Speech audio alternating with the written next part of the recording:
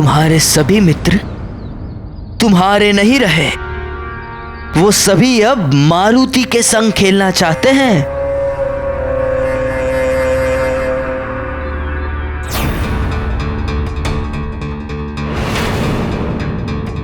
हे प्रभु, मेरे ये वाली भैया न जाने अब कौन सा षड्यंत्र रचने जा रहे हैं। अर्थात मेरा अनुमान सत्य था।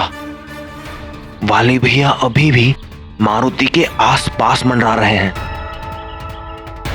वो अवश्य ही किसी नए षड्यंत्र की योजना बना रहे होंगे। किंतु मित्र, तुम कौन हो? मुझे नहीं पहचाना।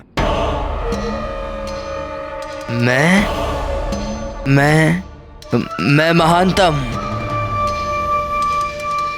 तुम्हारा शुभ चिंतक हूं।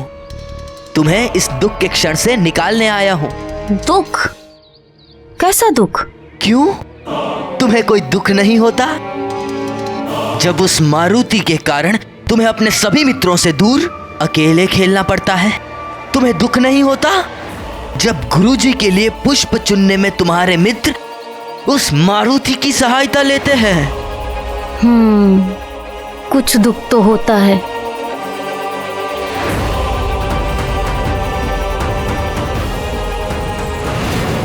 तो अब बताओ, क्या तुम्हें यह दुख अच्छा लग रहा है? क्या तुम नित्य ही ऐसे दुखी रहना चाहते हो?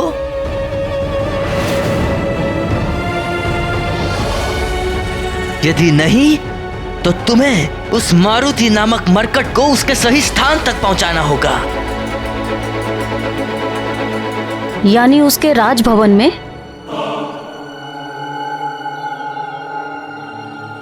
नहीं, उस मरकट का सही ठिकाना मैं तुम्हें बताऊंगा, किंतु चुपचाप। यदि तुम अपने मित्र महानतम और शुभ चिंतक की बात मानते रहे तो तुम्हारे सभी मित्र पुनः तुम्हारे साथ होंगे, ये तय है। परंतु मुझे करना क्या होगा? मैं जैसा कहूंगा वैसा ही करना होगा।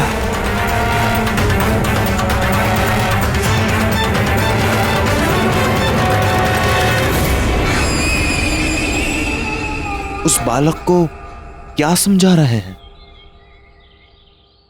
अंततः वो करना क्या चाहते हैं? हे प्रभु, अब आप ही वाली भैया को सद्बुद्धि दे सकते हैं। वाली के अहंकार और मिथ्याभिमान ने उसकी बुद्धि हर ली थी। त्रिमूर्ति और उनकी शक्तियों के अतिरिक्त अहंकार की चोट से तो देवता तक बच नहीं पाते। अहंकार प्राणी को उसके लक्ष्य से भटका देता है और लक्ष्य से भटका हुआ प्राणी सदा ही अपनी हानि करता है। वाली भी उसी पथ पर अग्रसर था।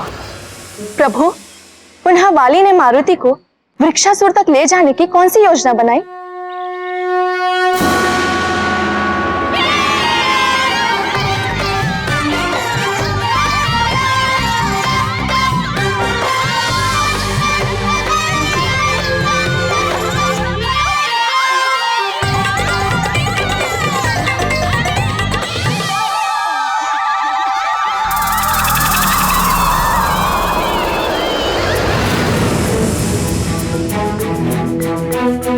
पकड़ लिया, पकड़ लिया, पकड़ लिया।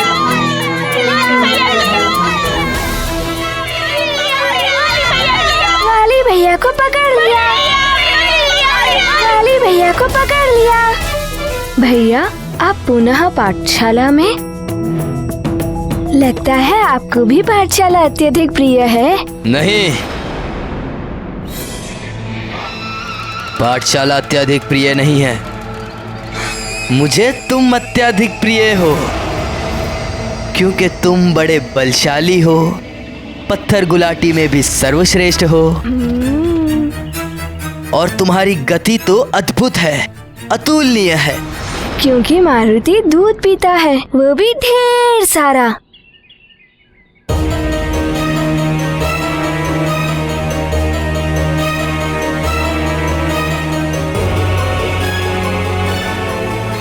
मारुति, ये सब छोटे मोटे खेल छोड़ो, क्यों ना एक बड़ी प्रतियोगिता हो जाए।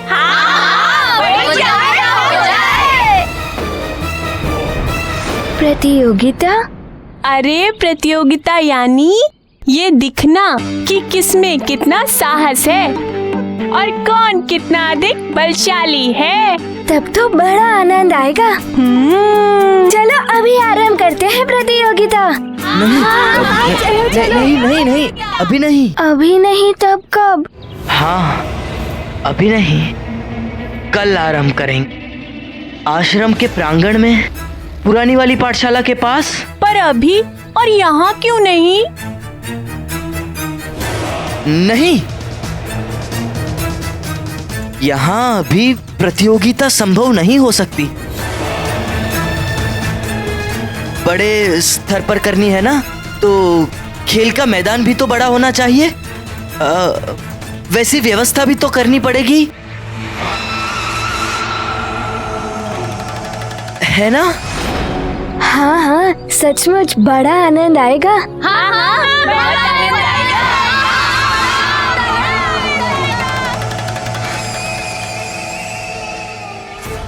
वाली भैया,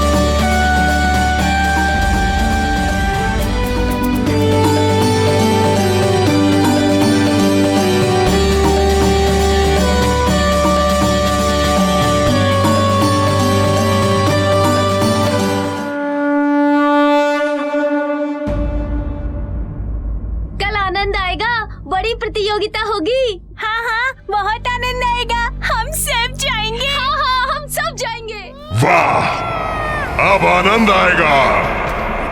इस महंतम ने तो सच ही कहा था। इसकी योजना तो अद्भुत है।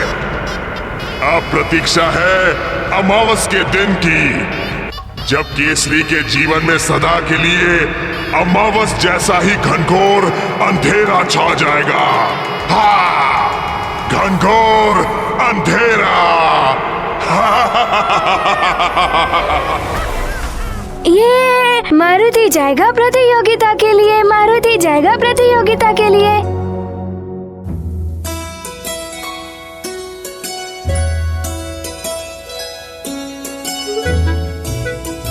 वाह प्रिय वाह, अति सुंदर अंग वस्त्र है ये। इसको मैंने बड़े ही जतन से बनाया है। किसके लिए बनाया है? उसके लिए जो मुझे सबसे अधिक प्रिय है। फिर तो ये मेरे लिए ही बनाया होगा। इसका रंग कितना लुभावना है, और इस पे लगे मोती तो देखो, बड़े प्यार से सजाए हैं। ये मुझ पर बहुत जचेगा। धन्यवाद।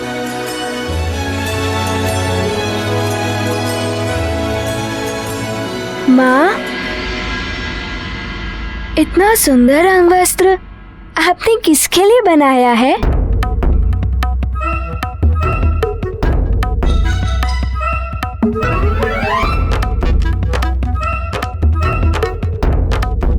ये मैंने उसके लिए बनाया है जो मुझे सबसे अधिक प्रिय है। पता है, इसके एक एक मोती को मैंने बड़े ही जतन से पिरोया है और इसके एक एक धागे में मेरा प्यार समाया है।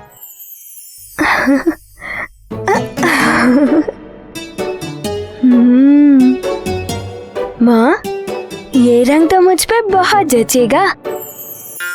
नहीं नहीं, ये वस्त्र तो मुझ पर अधिक सजेगा। पिताश्री, ये तो आपके लिए बहुत छोटा है। प्यार से दिए गए किसी भी उपहार की मूल्य व आकृति नहीं, उपहार देने वाले की मात्र भावना देखी जाती है।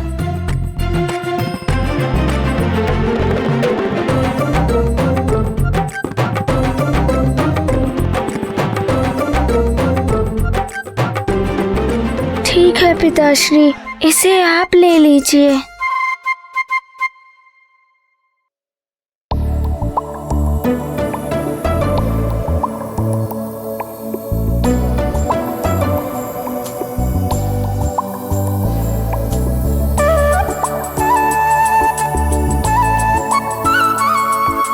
प्रिय, मुझसे मारुति की उदासी देखी नहीं जा रही।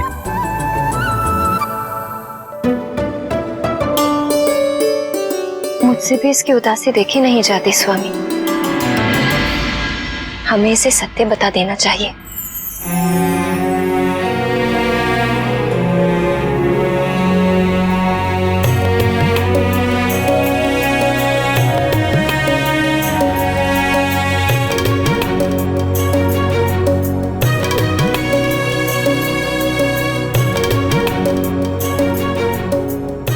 सचमुच प्रिय, ये अंगवस्त्र तो मेरे लिए अत्यंत छोटा है।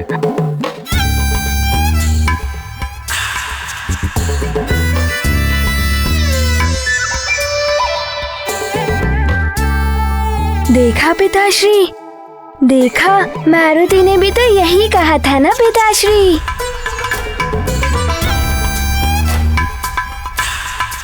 प्रिय, कहीं तुमने ये मारुति के लिए तो नहीं बनाया?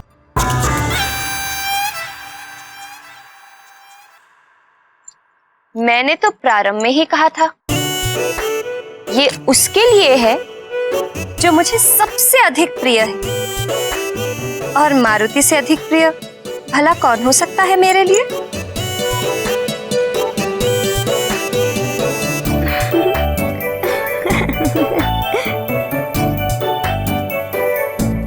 ये रंग तो मुझ पे कितना अच्छा लग रहा है माँ। माँ, आपने सचमुच बहुत सुंदर रंग वस्त्र बनाया है मारुति के लिए।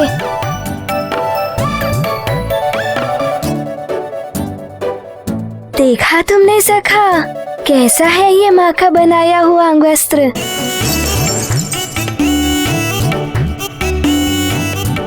माँ, मारुति और उसकी सखा को ये अंगवस्त्र बहुत प्रिय लगा। धन्यवाद माँ। जिस परिवार में प्रेम, सौहार्द और सद्भावना होती है, वो परिवार यदि निर्जन मन के एकांत में भी रहे तो वो वहां भी स्वर्ग का सा अनुभव करेगा। किंतु जिस परिवार में द्वेष, कलह और दुर्भावना हो, उस परिवार के सम्मुख चाहे जितनी भी भौतिक सुविधाओं का अंबार परोस दिया जाए, वो हमेशा सुख से वंचित ही रहेगा।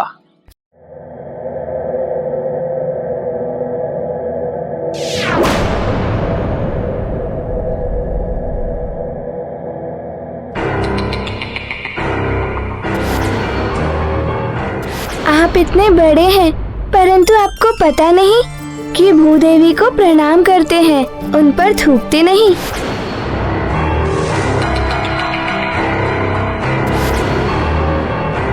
मुझे तुम अत्यधिक प्रिय हो।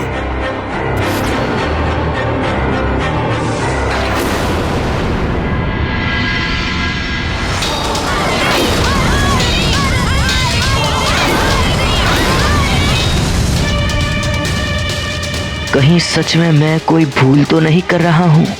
कहीं सच में उस मरकट पर भोलेनाथ की विशेष कृपा तो नहीं, कहीं सुग्रीव का कथन यथार्थ तो नहीं कि मैं अधर्म के मार्ग पर चल रहा हूं?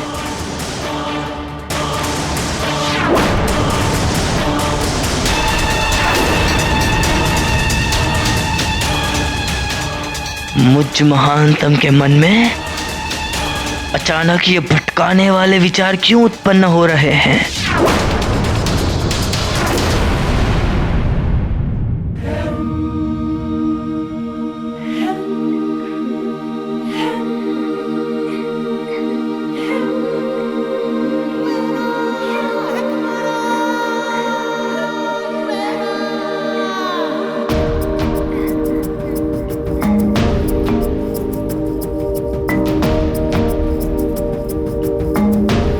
माँ के द्वारा बनाए अंग वस्त्र कितने सुंदर हैं।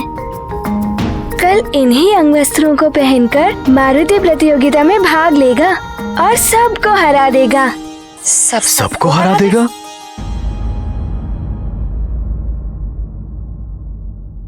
किसको हरा दोगे पुत्र?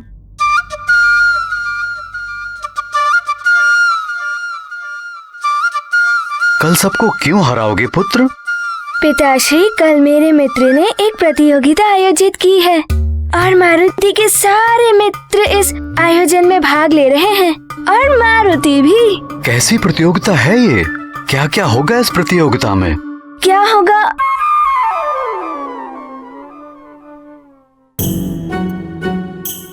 क्या होगा ये तो मारुति को ज्ञात ही नहीं। ये तो कल ही पता चलेगा। पर जो भी हो, कल की प्रतियोगिता में जीतेगा तो मारुति ही।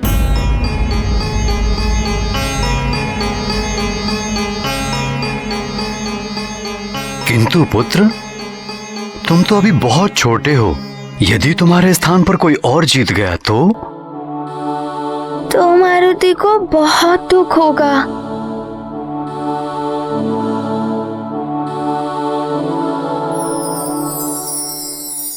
कल की प्रतियोगिता की बातें बाद में करेंगे।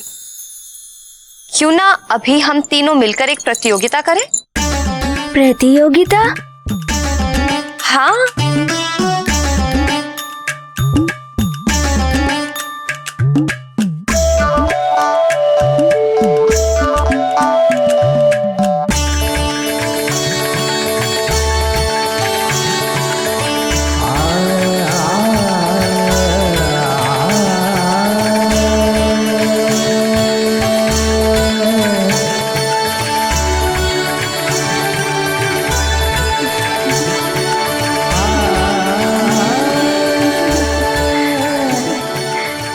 माँ, क्या इन लाल लाल सेबों को चट कर जाने की प्रतियोगिता है?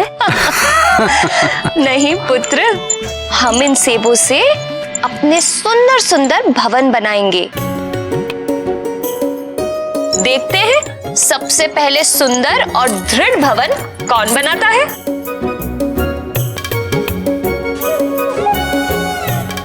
सेबों का भवन?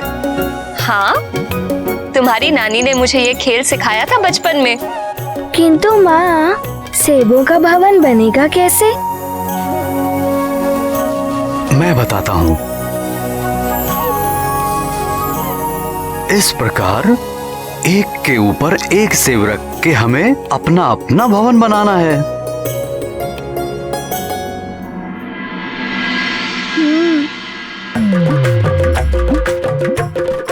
मुझे लगता है सबसे पहले मैं अपना भवन बनाऊंगा। धैर्य रखिए आर्यपुत्र, देखते हैं सबसे पहले किसका बनता है।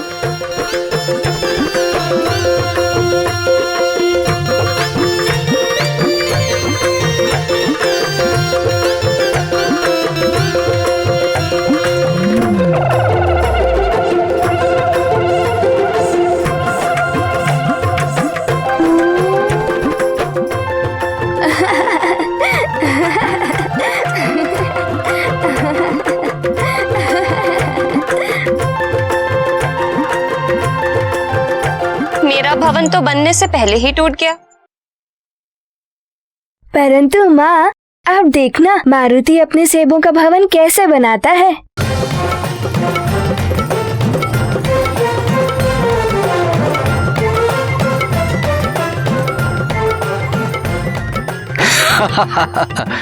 देखा, मैं जीत गया, मारुति हार गया।